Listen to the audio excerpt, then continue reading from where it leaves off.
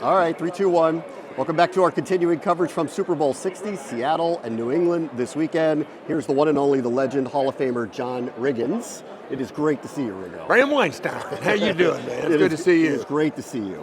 Behind us, if you can't see it, you're just listening to this, is the jersey that you wore in Super Bowl 17. Correct. The first ever Redskins championship, and includes the most iconic play in Redskins history, a 4th-and-1 run for a touchdown to beat the Miami Dolphins. And this jersey is being auctioned this week through HuntAuctions.com. I'm selling, like I've been telling people, I'm not selling the farm. I am selling the lower 40, but I'm not selling the farm. In fact, if we have a forensic pathologist here, we can probably get my DNA out of it. This jersey's never been washed. It's still got the grass stains from the Rose Bowl in it. So, yeah, I think it's pretty special. I've had all these years. Bram, I'll tell you, what the Washington fans gave me will last me a lifetime. As great as this is, as much as I love it, it can't surpass when you perform for people and they acknowledge you. I don't know, you might not have been old enough, I can't remember, but when we played the Vikings at RFK in the second game of the playoff run that we made where we won the Super Bowl, at the end of the game, Gibbs takes me out, and the crowd there gave me an ovation that I hadn't heard since I heard Joe Namath get one in Shea Stadium my rookie year. And that's when I took the bowed all 4 directions to the fans, so, made sure I included everybody. But that's what's precious to me. It's something I feel like, because my teammates and I gave fans stuff that they'll carry to their grave. Yes. And to me, that's kind of, when it comes to humanity, that's up there. That's up there, giving somebody something great to think about for the rest of their life. So why did you want to auction this off? Well, part of it is because Mama needs to put a new pair of shoes, damn it. What do you think it's for? No, it's just like I've had it for so long, and I think it's it's time to share it with people, and that's kind of what, like I said, I'll carry the feeling that I'm pretty sure a lot of the fans in DC have for me, and that's good enough for me. Super Bowl rings, I've worn that Super Bowl ring a few times, but to me it's like, you're kind of advertising, because you've seen Super Bowl rings. Yes. I mean, they're kind of hard not to notice. It's, it's like the brights on a car coming at you when you're going down the highway. Like, what the hell is that?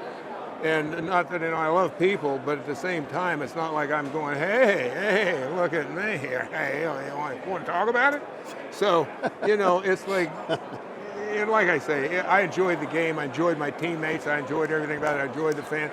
There was a player years ago that said that he would play football because he loved the game so much. He would play in an empty stadium, and I thought, you got to be kidding me! Empty stadium, the fans, they're the game. God damn it! What the hell? So that's all true. And I've been telling people this morning that the fans, and this is true, were my PEDs. They were my performance enhancing drug, if you will. And not all people had. I was a terrible practice player. I hated practice, and I didn't really get that same.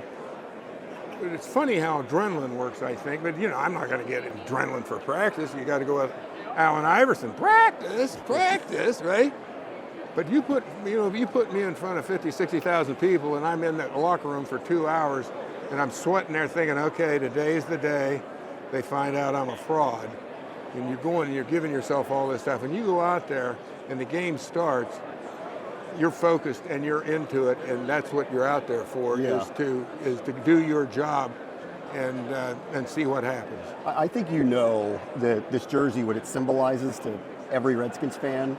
I don't know how many houses you went into where there's the picture of you at the run.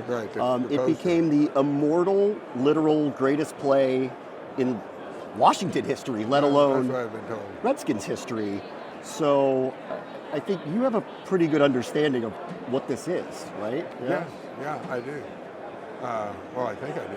Maybe I need to go talk to my psychologist. I need a couch, guys. I got to lay down here for a second and think it through. No, as I say, though, it's been in a safe for the last, and I'm not that guy. I don't think I am anyway. It's like, hey, look at me. I don't have a trophy room in my house. So it's not something that never thought too much about it, just did it. It's kind of like, and you can appreciate this. What did I do when I scored a touchdown, Brian? What did you do? I just gave the ball back That's to right. the ref. You did.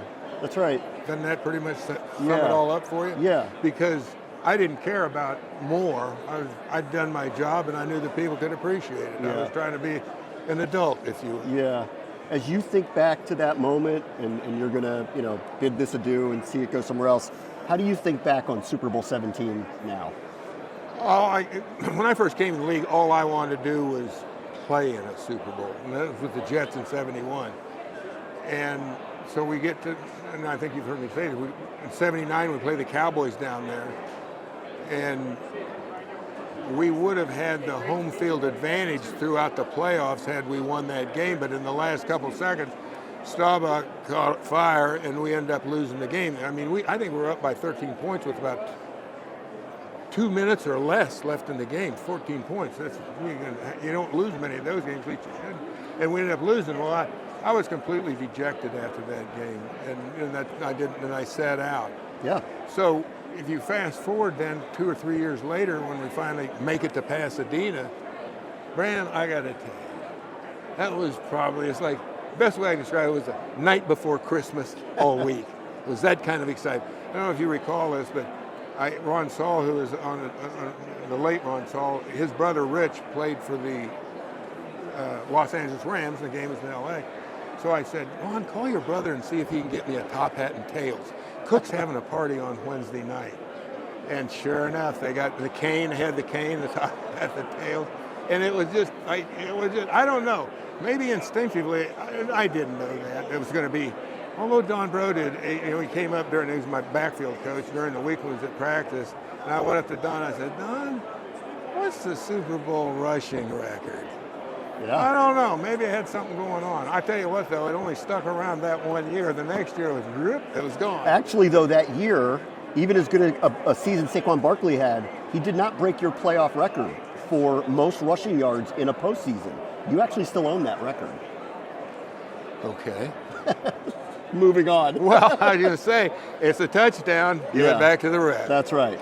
Have you thought about who you want to buy this? Because every time I've brought this up on the air, people say they want the team to buy it because they want them to display it. Have you thought about who you want to buy this?